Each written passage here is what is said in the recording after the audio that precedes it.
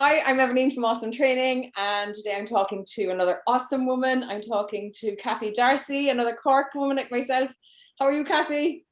I'm good, not too bad. How are you? Well, thanks. So you are not joining us from Cork anymore. You've moved to Iceland. Tell us That's what right, I'm brought in you to Iceland.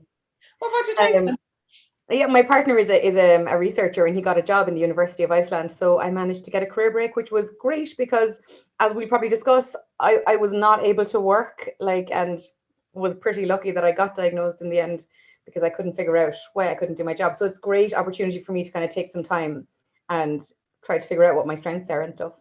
That's amazing. So you literally have this time now where you can just get to know yourself. Yeah, of course. I do a lot of activism, so I tried to stop doing that and I failed. So I'm still doing a lot of that. I don't think you can turn it off. It's like, No, it's impossible. well, once But I you am trying to take the time. yeah, well, that's great. That's amazing. What kind of activism do you do? I know you were involved with the repeal here, weren't Yes, you? I'm actually wearing my jumper right now. I don't know if you can see it. Let me see. There it is. Uh, Woohoo! it is just a very cozy jumper. I wear it a lot. But I do like now. I'm kind of well. I'm on Twitter. I'm quite supportive, and I try to be supportive of the trans rights movement and also sex worker rights. Kind of rights that are often ignored by traditional feminism. True. But it isn't like I'm running any protests or organizations on those things. But one of the main things that I do as well is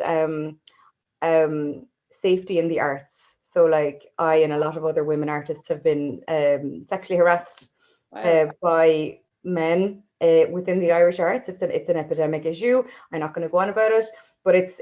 I've set up an organisation called Safe Arts of Ireland, and we'll have a website shortly. And yeah, people can check that out. We're fighting Wow. for safety in the arts, and you probably know this. Like, autistic women are far more likely to be sexually exploited and abused than neurotypical women. So it's something that's quite close to my heart. Like I want every artist to feel safe doing their work. You know, particularly because so many artists, well, I believe anyway, are on the spectrum, or autistic, or dyslexic. We are neurodiverse. I think that's what it is to be creative. You know, we can call it different things Yeah, and look at it negatively and diagnose it, or you can say these are a bunch of creative people. And totally. yeah, Yeah, like the and different perspective. why do you think like autistic women, yeah, I mean autistic women are more likely to be abused and all that? Why do you think that is, Kathy? I actually thought about this a lot because when Safe Arts of Ireland was kicking off was around the time I got my diagnosis. Like both of those things happened around the same time. And once I read a fantastic book called Autism in Girls. Because there's actually not a lot of great writing about being an autistic woman. And once I got diagnosed, I was like, where is the literature? Eventually found this book and I found that statistic. And because of what was happening with Safe Arts of Ireland, I thought about it. And this is what I think, in a nutshell, is the main thing I learned growing up as a child, without knowing that I was autistic, but knowing that I couldn't read social situations properly, was if everybody else thinks that what's happening is normal, then it is normal, and I need to act like it's normal. So if the people or person I'm with is acting like everything is normal, then I am wrong if I think that what's happening isn't okay. Yeah. So when you put that into a situation where someone is trying to sexually harass or exploit you, and that person, of course, that predator is acting like everything's normal and you're a crazy person, then as an autistic woman, you go, shit, this obviously I am wrong. This is me not knowing how to read this situation. So to me, that makes it really, really clear why it would happen. And I just, it's one of those things that I wish I had been diagnosed sooner because when you don't know that you're autistic, you have no way of saying, wait, the fact that yeah, you've just no way of interpreting the situation any other way than I'm wrong. And I know more now, I suppose, and I'm thankful for that. Yeah. Oh, I totally get everything you're saying there. You know, and I was in a bad relationship, let's say, we won't go into details, but when I came out of it, and this is before I knew I was autistic, Yeah. I kind of found myself like studying other couples to see how they interacted, so I'd be able to spot things again. Same. And as you know yourself, abusers and predators are master mimics. Like they're so good at gaslighting and Yeah. making you feel like you're a crazy person. And you're just so much more vulnerable to that as an autistic woman. Yeah. So yeah, Yeah, no, you're Safe dead Arts right. of Ireland. I think it was like kind of like looking out for the signs. I was like, you'd be like, I think I'm being manipulated, but I'm not sure because Yeah, you're, yeah. How will I because know? you're trying to act normal all the time anyway. Like, so yeah. I kind of, I talk a lot about that. So that's amazing though that you've set that up. That's a brilliant. I hope so. I hope women in the arts as well. We could talk about women in the arts being neglected in Ireland. Oh, come here. Yes, we could. So tell us, you have an interesting story. So you actually, you were a doctor, and then you went into creative writing and lecturing. So how did that happen?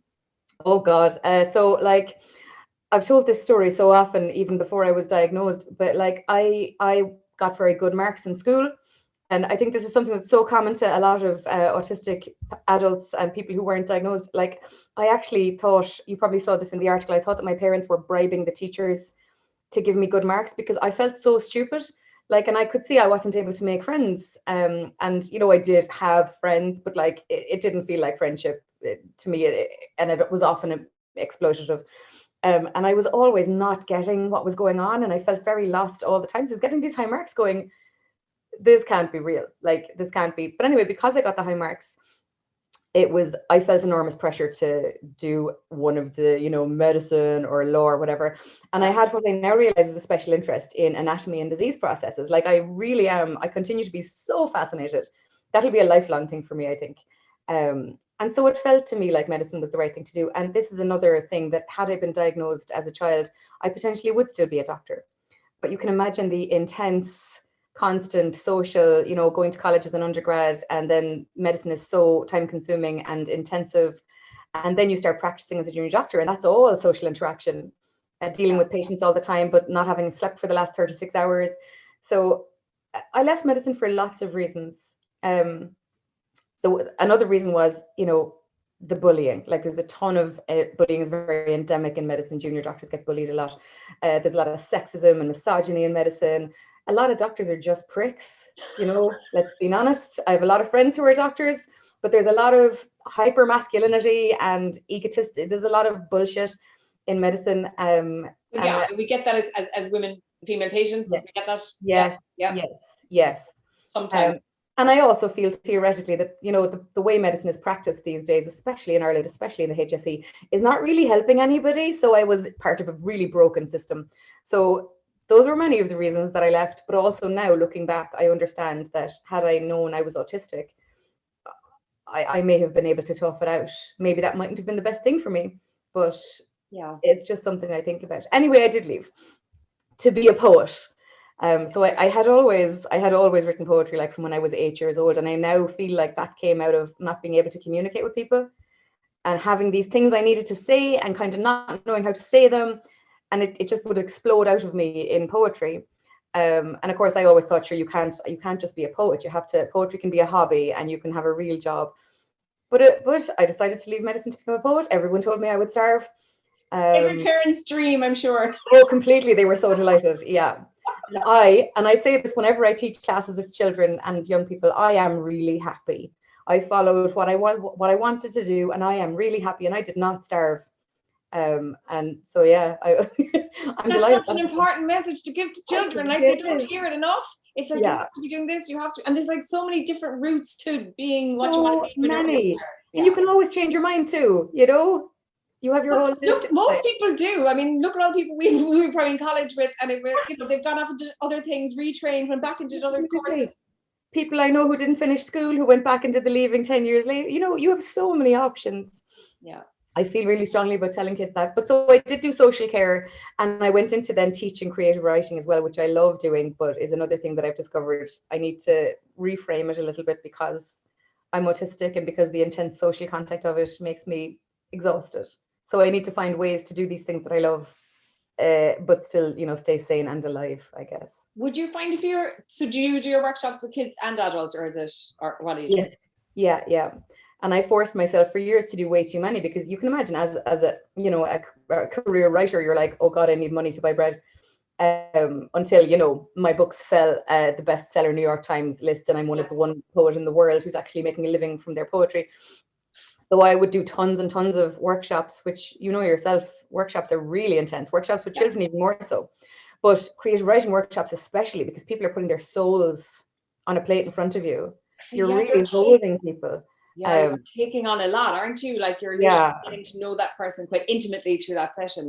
Absolutely. Like people tell secrets in creative writing class, and I love all that. I love giving people a voice, but it was way too much for me. Like, and I was, instead of going, I seem to be fatigued, maybe I should look into why that is. I was like, you're a loser. You need to work harder and just keep beating yourself up until you get good at this. Was kind so of hard on ourselves. Like it's ridiculous. We're so hard on ourselves. Yeah, I totally. Yeah. And it's funny because like I thought when I got diagnosed, I was like, well, you have to give all this up, obviously.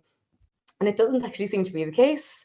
Like I was teaching a bunch of kids online the other day, which would have been my worst nightmare. And I started the class by telling them that I'm autistic and that I'm still figuring out how my brain works. And just being able to be myself with them, the class was actually lovely. And I wasn't tired at all afterwards, which was a lovely learning experience for me. Yeah, because I taught kids for a long time, like nearly 20 years, and like, for me, it was because, then I found out I was autistic and I was like, oh, I've actually just surrounded myself with children for the past few years.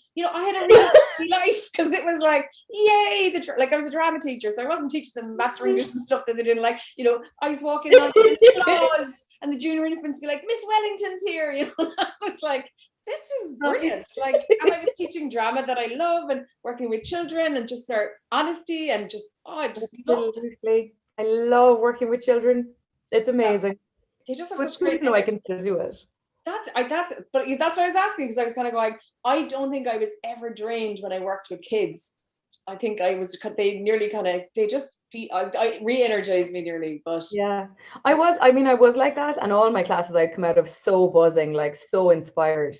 I did so much more writing because I was teaching than I would have done if I wasn't. But I also then had to go to bed. I was destroyed from it because I was camouflaging the whole time.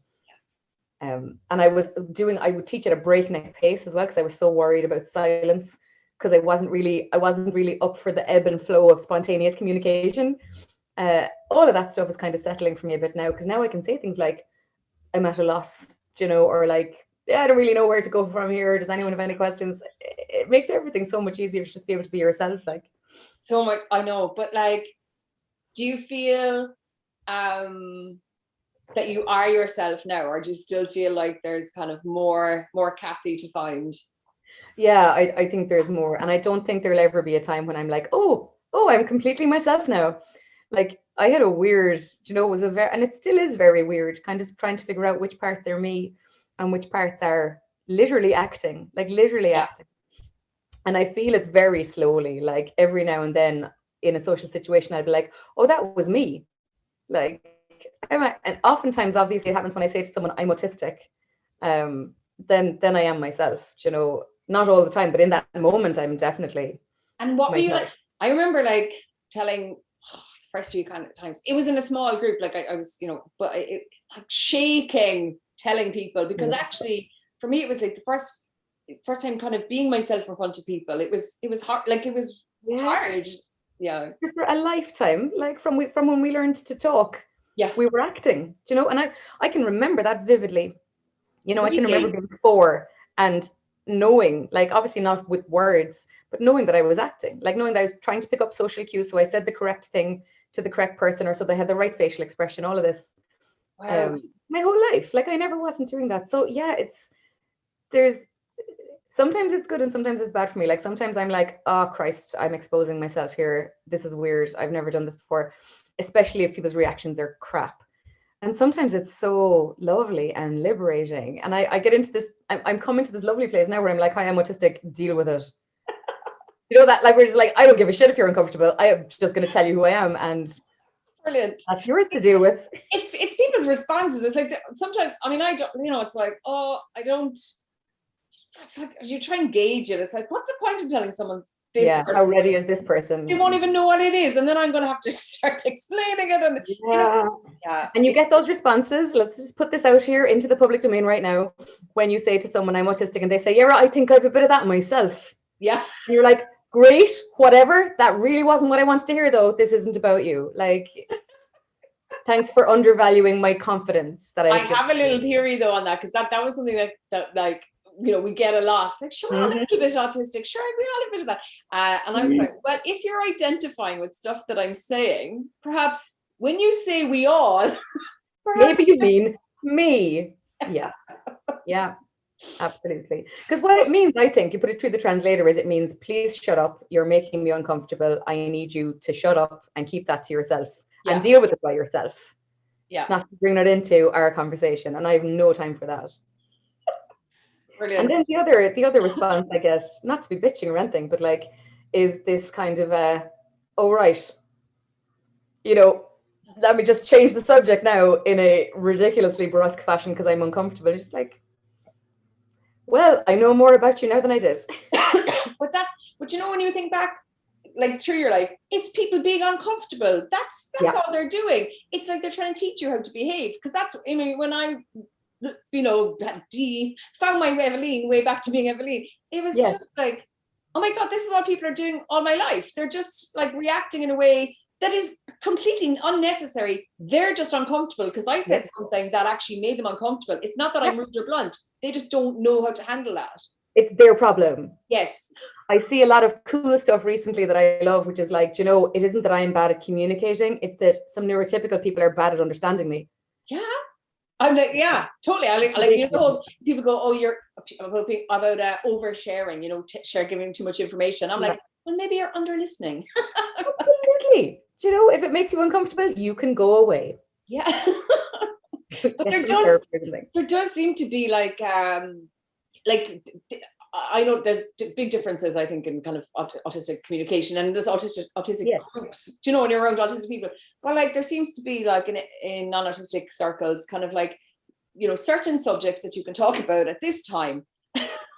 This has been the project of my adult life, trying to figure out what are the right subjects for the right group and the right moment. Like, and always getting it wrong. But see, were you really?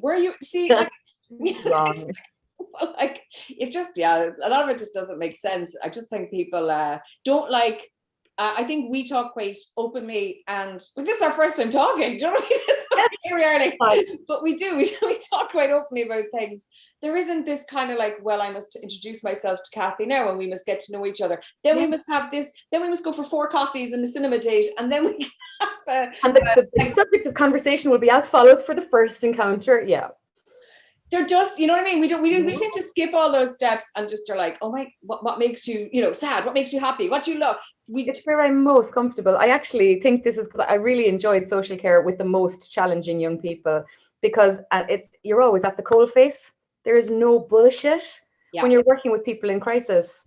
There's no bullshit. You just get straight into it. And that is my preferred way, because all of that ritualistic, small talky stuff, can't do it and don't enjoy it. Like, I've no interest. So I love talking like this.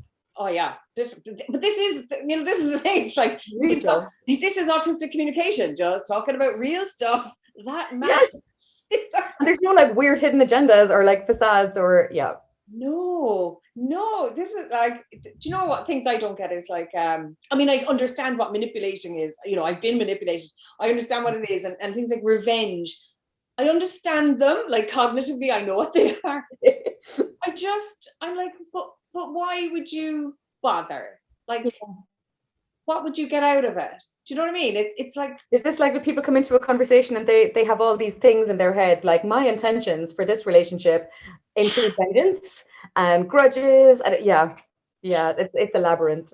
And like this whole, because power play is one thing. Like, I was trying to teach my little kid about it. She's 7, and it was 2 or 3 years ago. I was kind of like, people do this stuff, in group dynamics, and trying to explain it, which I wish someone had explained to me as a kid, but they didn't. But and then myself and my husband are watching Come Dine With Me couples, and the most common question asked is like, who's the boss in your relationship? We're like, didn't know there had to be a boss. That sounds awful. Who's the boss in your relationship, Kathy? There's no boss, thank God. It's not like a monarchy. Yeah. Or a company. But that doesn't it just sound like you're like, I don't want to be his boss. And then the thought of someone else being my boss, I was like, no, it's just weird. You hear couples actually talking about their own relationships like that. Like, he's the boss, I'm the boss. Oh no, like, God, that's awful. And it's not joking. Like, it's not. No, not joking. Yeah. The other person is there going, yeah, that's right. Anyway. Yeah. I think it's really, because one of the things I used to do with young people is teach them about abuse of power. Oh, wow. And I did not know why people don't teach that in school. It's so cool that you're teaching your kids about power and its abuses. It's really important. As you said, if someone had taught us about that, we'd have identified it when it was happening in our lives. Totally. You know, I mean, kids do it to each other. Like when they used to run off. That's because that's what happened to her. Someone ran off on her and called someone else. And I was like, oh, it just brought me back to my own childhood. I just wanted to snuggle her up. And, but it was, you know, I was trying to explain that that's someone kind of testing to see, you know, whether they're in charge of you or whether you're in control the group kind of thing. And I was just going, oh my God, why did no one explain this to me? You know? Imagine if someone had, and you noticed it then as a 9-year-old or whatever, and you went, God bless that person, you know, instead of you're heartbreaking. Yeah, running after people all my life. Yeah. Because kids are bright enough to get it once you explain it to them. Like, that's it. I mean, it's just not natural for us to do those things. So we can't imagine why you would, and the thought of something like, you know. Yeah, it's like friends and teenagers growing up telling you things like that they were all studying or they were this, whatever. I'm not going to study for this test at all. And then afterwards being like, I totally studied for it. You're like, oh shit, I didn't. Yeah, that stuff, because it's just like, why would you be telling? Why would you? You're just lost the whole time. Yeah. Oh, I don't know how we got this far, Kathy. Because we're awesome, is how. That's why. But yeah, because I mean, you did talk. I was reading your article in the Examiner earlier, and you were talking about like just. I love the expression. It was like, well, that your growing up was like a swamp of confusion and terror. Yeah. It was. As I said, I remember it so vividly. I go back to there used to be huge swaths of my childhood that I just couldn't remember at all, and like since diagnosis, kind of some of it is kind of coming back. And I said as well when I was tweeting about this, it's like being on stage. You know those nightmares you'd have where you're about to walk on stage, but you don't know the play or the lines. It was like that all the time. Like all the time. Every social situation I was in, I was like, oh God, I wonder what my lines are. Yeah. Childhood memories are a thing for me as well. Like when you said there, now you can remember at 4. I very kind of vague memories of certain aspects of my life, particularly around school time. I just kind of have these vague memories of wandering around. I had, like you said there now, you had friends. I always had friends, like someone who'd come to my house, you know, that kind of thing. But like, you're supposed to, you know what you're supposed to do. Yeah. But yeah, that just these vague things. And yeah, so you find that there things more you're coming back to, the more you kind of connect with yourself. A little bit, because like I definitely, and I think every probably autistic woman who was not diagnosed has PTSD because of a lifetime of mimicking and camouflage. And I know that that's one of the symptoms, that you just are blocking out all these horrible memories. But I have this sense of like, once you know why stuff happened, it makes it easier to think about. Because now I have this lovely thing going on. Like I do a lot of work on myself to feel better, you know, as you can imagine, after 42 years of wondering what was wrong with me. And I do a lot of kind of inner child stuff and internal family systems. And it's so nice to get back to, do you like internal family systems? It's so brilliant.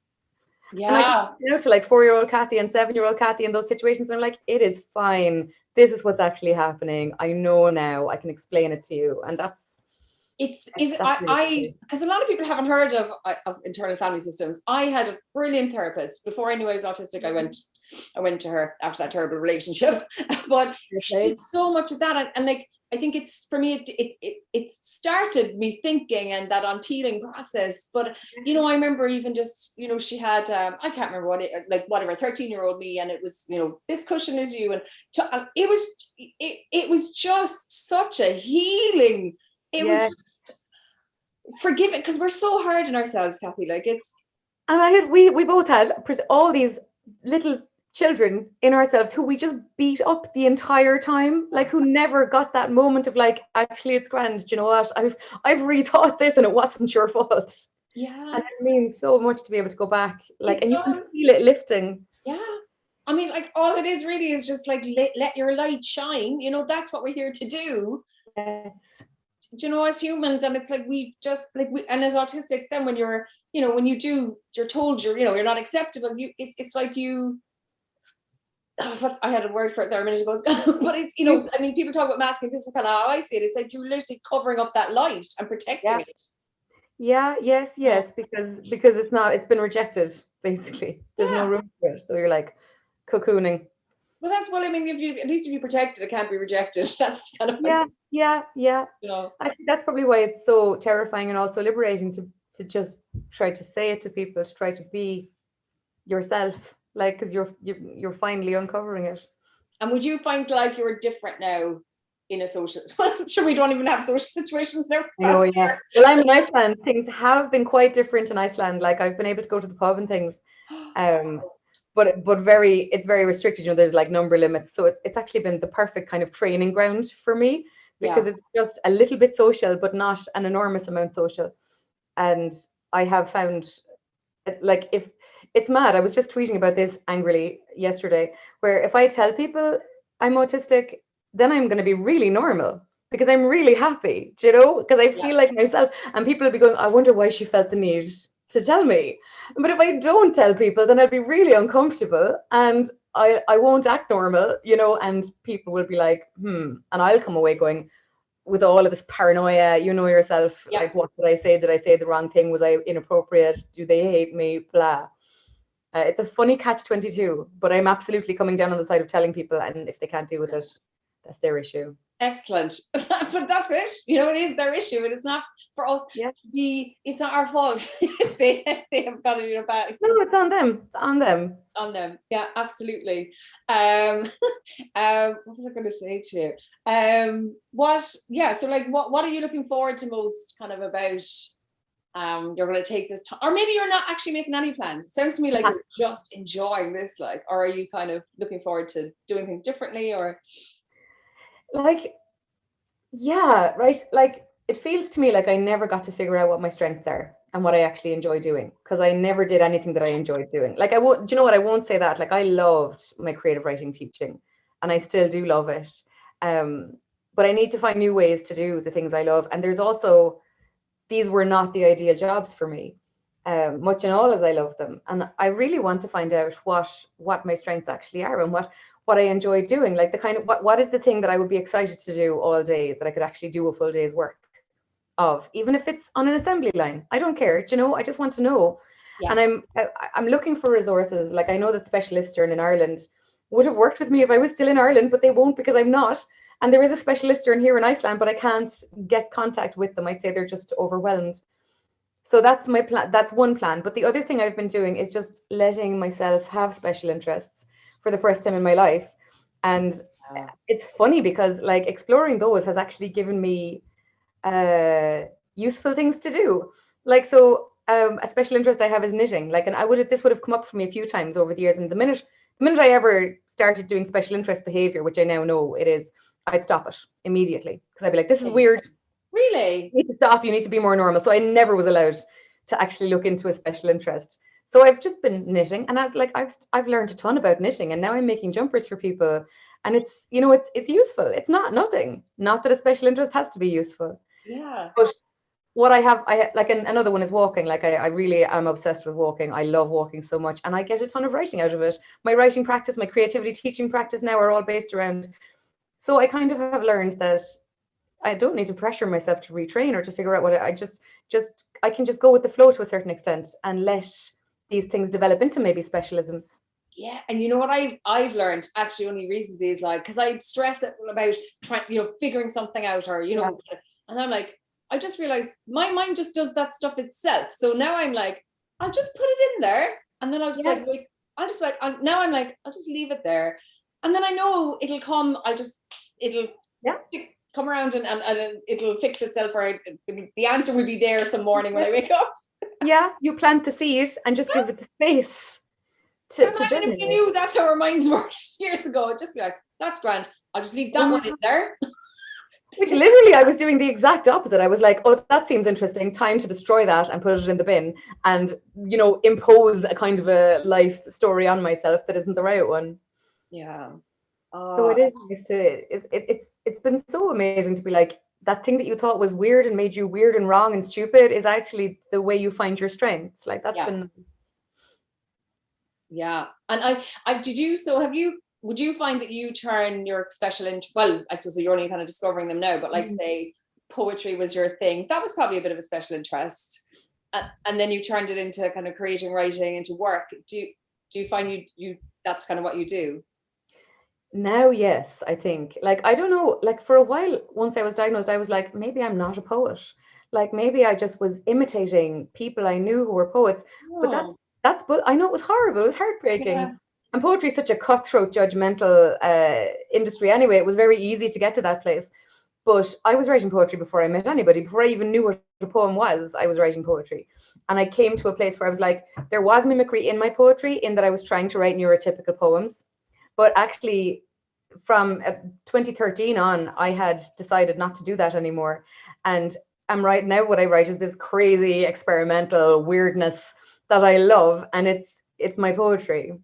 And where can we find your poetry now, Kathy, if we want to Actually, craziness? like, there's a lot of my, regular poetry out there, and I have a website. It's just kathydarcy.com, and you can see some of my stuff there.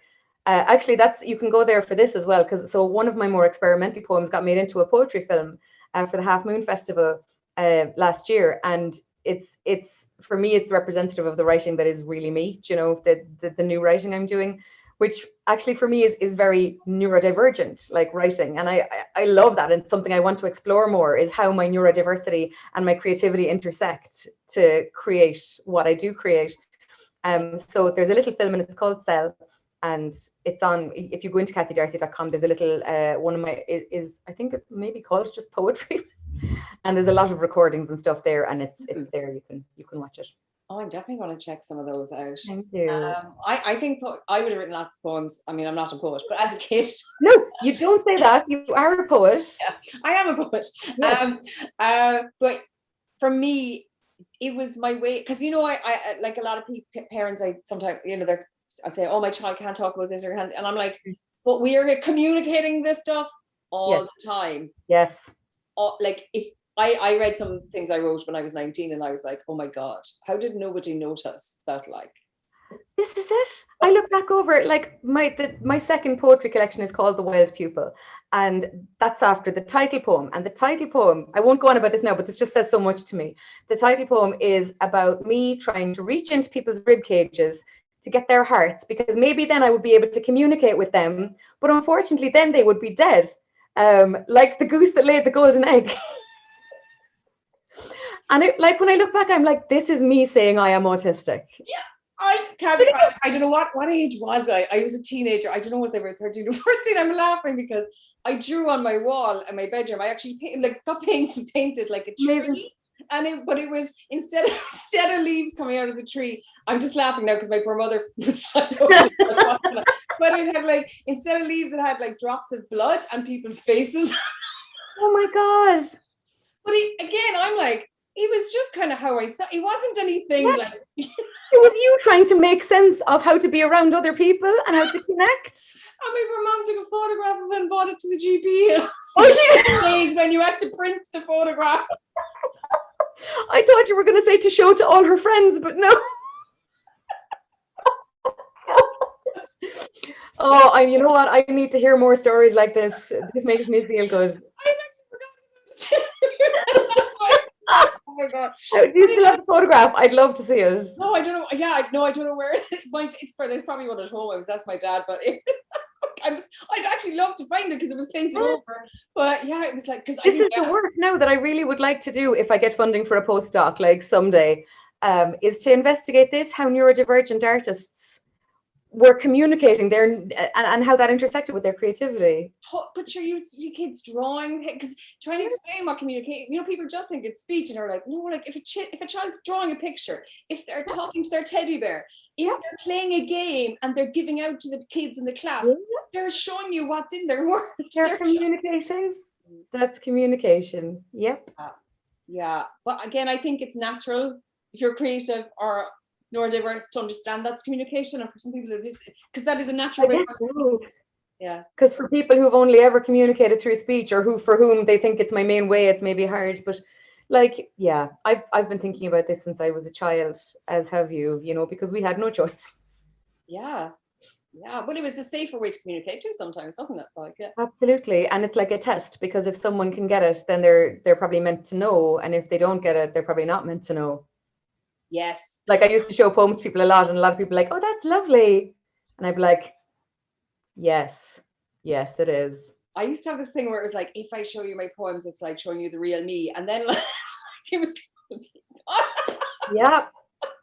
Like, oh, I've been rejected. Cool.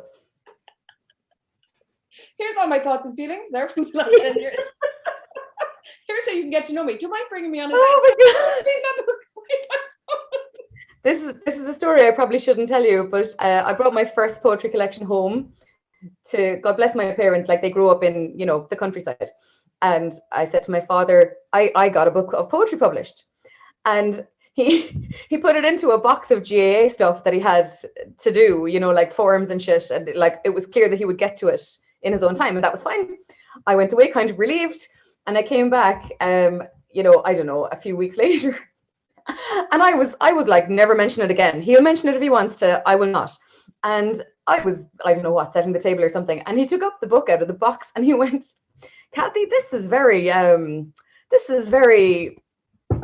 then he put the book back down. And like, I don't blame him, you know, it was an awful lot to be trying to deal with. But yeah, as regards trying to communicate, I thought it was a good demonstration. Just the non-response. Great, that's real. Yeah. Well, I yeah, and I don't know what to say about this. I was like, fair enough, because God bless us, my attempts to communicate had become, you know, unhinged in my poetry at that stage. So it was a lot to deal with, in fairness. I'm totally going to read your book. Thank you. Right now. I totally am. But you said, yeah, it's just, you know what though? It is pretty amazing that we're still here, because like, you know, we were, you know, crying out for help, basically going, and oh my God. mentioned like PTSD, and I didn't even know what that was. I didn't even like an anxiety till someone kind of went, that's when, you know, when you're thinking negatively all the time. And I was like, what? That's but like my whole life, like yeah. I was like, oh, I thought anxiety was like just worrying about stuff. Oh, okay, now I know what anxiety is. Oh my God. Like it feels to me sometimes like I'm worse now than I was, but it's only because I'm not hiding. So like I have panic attacks all the time, but I can manage them. It's not like the panic attacks I had all the time before that I just repressed, and they just scarred my brain forever. But like you're going through a lot. Like, do you find you're going through like your whole life basically? Like after you find out you're autistic, it's like, and that then our minds have stored every bloody thing we've ever done. And they're like, right now, yeah. So like, I do, like I've had a ton of therapy over the course of my life, trying to figure out why I wasn't normal. So I feel like maybe some of that wasn't right for me, but I have such a toolkit. Like I have all of the tools. And you know, sometimes they work and sometimes they don't work, but like I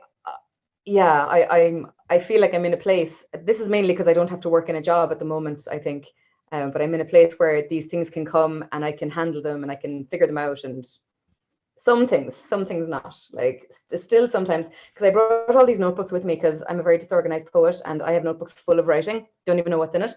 And I was working through one the other day, and then I had to like be, you know, in bits for a week. Do you know? So some memories I'm ready for, some I'm not ready for yet. And I guess that'll be the project of our lives in a way. Yeah. Yeah. But you know, I think like you sound like you've great awareness, because I think for me, that's what I got out of, you know, finding out I was autistic, was like, oh, and like being able to observe myself basically, and to catch those thoughts, because before that, there was just so much going on, you know what I mean? I didn't realize I was anxious and stressed and all this kind of stuff. I thought this was normal for people, but you know, now I catch myself if I start thinking negatively, I'm like, oh, whoa, okay, you need to know. And it's the habit of a lifetime. Like it's the habit of a lifetime. So the minute you let your guard down, it'll come back because it's so familiar. So true. Catching it. I was saying, I've said this a few times now, that like and it sounds so airy-fairy and exaggerated, but I never knew what peace was until I was diagnosed. And now where I get peace is like if I get up in the morning and do the routine, the ritual that I have every morning now, which I'm allowed to do now, where I do the same things in the same order, and then sit down and do my knitting, and I experience peace. And it's, you know, I didn't know I had never experienced it until I experienced it. Yeah, how would you? Yeah. And that's great. I know we're laughing. This is terrible because I'm always laughing through it. No, it's fine. It's quite sad. Like, you know what I mean? Where you're like, you never experienced just feeling peace, like, Being because okay, like, yeah, it's quite and something. and that peace you feel with yourself, because I was always giving out to myself, like, Oh yeah, constantly, like, yeah. it's amazing for that to be gone, like, and to be able to turn around, with internal family systems, to that little bastard who was giving all your life and be like, I get it. You were so confused. You didn't know what you were saying. You were just trying to make me normal. And it's actually all right now. We don't have to do that anymore. That's it too, because like the protective parts are there to mind you, and actually Yeah. thanking the protective parts instead of giving out to, why did you, because Yeah. yeah. It kind of cuts the conflict, because you're in this constant, I used to be in this constant cycle of like, you're shit. Why are you saying that? And now that's just cut. Yeah. Because you have, that's part of it. And that's why I love internal family systems, because it is very much about just valuing all the different parts of you. They were all there for a Yeah. reason, and they kept you safe. You know what I mean? So Totally. yeah. I'm doing that with my anxiety now, because again, had no idea, like you, how anxious I was all the time, like the insane amounts of anxiety. And it comes back, especially if I like wake up in the middle of the night if I'm sleepy, and I haven't my guard up, the anxiety comes in. And I've been learning to just acknowledge it rather than get into this huge argument or huge like rationality, just be like, oh, that seems shit. Yeah. Sucks. Like, sorry. Yeah. But do you know what it is? It's talking to yourself with a gentle voice and like being kind to yourself and going, that's okay that you're worrying about this. You know what I mean? It's like, Yeah. And you're like, I spent my whole life telling those little voices to shut up and expected them to go away. And of course they didn't. They got way worse. See, this is the thing about masking. Like, I mean, we're not masking. I mean, yeah, we're protecting that inner light, but you're masking anxiety, you're masking depression, you're actually masking the suffering. Like Panic, terror, grief. Yeah. All the whole time. All the whole time. Like, I used to score them like this. Like, I remember years ago, someone going, "Oh, you're always smiling," and I was like, "Do I?" And then now I know, I'm like, "Oh my god!" When I used to get out of the car for work, I'd like literally plaster on the smile. I would just smile through the day. Christ. Do you know what I use? Because like a lot of times I get pictures taken of me at workshops or at literary events, and I'd look at the pictures and I'd be like, who the fuck is that? Like the mask. Like, and I was smiling, but I looked terrified. And that was true. Do you know? And nowadays I see myself in photographs, and I can always tell whether I'm comfortable or not, because again, for the first time I look normal in some photographs because I'm actually smiling, not fake smiling. Oh no, but it is. I mean, look, I just think I don't know what I would be like if I never found out. It just I don't, I can't even go there because it's just, my life's so different now. But like you would say, how, like, would you like, was it a relief? Was it like, how did you feel about it actually when it happened, or It was funny because like when I was going for my assessment, I was like, don't get your hopes up, don't like shit. I don't even know if I want this or not. I don't know anyway. And when he told me, when he said, yeah, I can see that you were missed, I just started crying, and I wasn't expecting the crying, but I felt this release of like, almost finally someone saw me, and yeah, in that moment it was incredible. And then afterwards you're like, those feels, oh shit, I'm broken, all of these stupid feelings that you have to muddle through to be like, no wait, I'm myself. So it's up and down that way, I suppose, but like absolutely 1000%, I'm so happy that I know.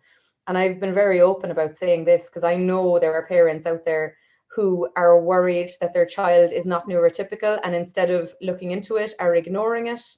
And I really want to say to parents, don't do that. Like, whatever it is, that's, if don't leave your kid to tough it out. Like, don't do that. It'll be better for them and for you if they can know who they are, and make friends with their brains. Like, that's make friends with their brains. I love that. But that's such an important message. Like, there's such a stigma around people. Just it's like they'll take any diagnosis. Yeah, it's like, we must rule out autism, and it's like, yeah. So we'll take SPD, and we'll take all these other things. Don't autism, and you're just like, but you see, again, because there's this image and idea of what autism is that is just not true. Yes. What being autistic is. And I think if people you know, this is the point of us chatting today, and you know, all these people, autistic people, putting stuff out there. It's like, Yes. this is what it is to be autistic. You Yes. know, it's not to be feared. It's, you know, and if Your brain is just different. yeah, and it's actually brilliant. yeah, Like, you know, it's to very much to gloss over difficulties people have. I don't want to be like, oh, it's the best thing in the world. Like, but I do love the narrative of autistic superpowers, even though, you know, some of my superpowers are better than others. Like, I have a superpower of making people not like me. Like, that's unfortunate. Like, I could really, really offend somebody within the first 5 seconds of meeting them. And that is a superpower, but it's not a great one. yeah. But I just, so like, there is that narrative, which I love and find very empowering. But then there's also like, do you know what? Don't be ranking people according to their ability to be in your world. Everybody's life is important, and what they like doing and how they like to be in the world, that's their life. And Absolutely. that is of equal value to yours. Absolutely. This is the thing. It's like this whole grading when people go, you must be mild. I'm like, milding what? Yeah. Oh, it's okay because there's a hierarchy and we're like better autistic. Yeah. Yeah, you know, the bad ones are here, we're up here. I'm like, no, it's not like that at all. Like, that's just grading human beings. It's gross. Like, people are mad for that. People are mad for that. And it's a great way to devalue your pain as well. Like, I get people saying, oh, you must be very high functioning, you know, sure. Which means, sure, like, why are you even bothering to tell me? Because you're obviously grand. Yeah, and it sounds to me like I'm nearly normal, but you're high functioning. So you're very like us. You're like us. Yeah. And that's all that matters. How normal are you? Because that's what matters. Yeah, that's exactly it. That's what but I'm sure we've kind of showed people today that we're not normal at all. Yay! Totally not. Who would want to be normal though? I love not being normal. It is awesome. Oh, Kathy, thank you so much. I've thoroughly enjoyed this chat, and I hope it was brilliant. It's been so lovely talking to you. Thank you so much. Thank you, Evaleen, and thanks for everything you do. I cannot wait to watch the rest of these interviews. Brilliant. Thanks again. It was fantastic.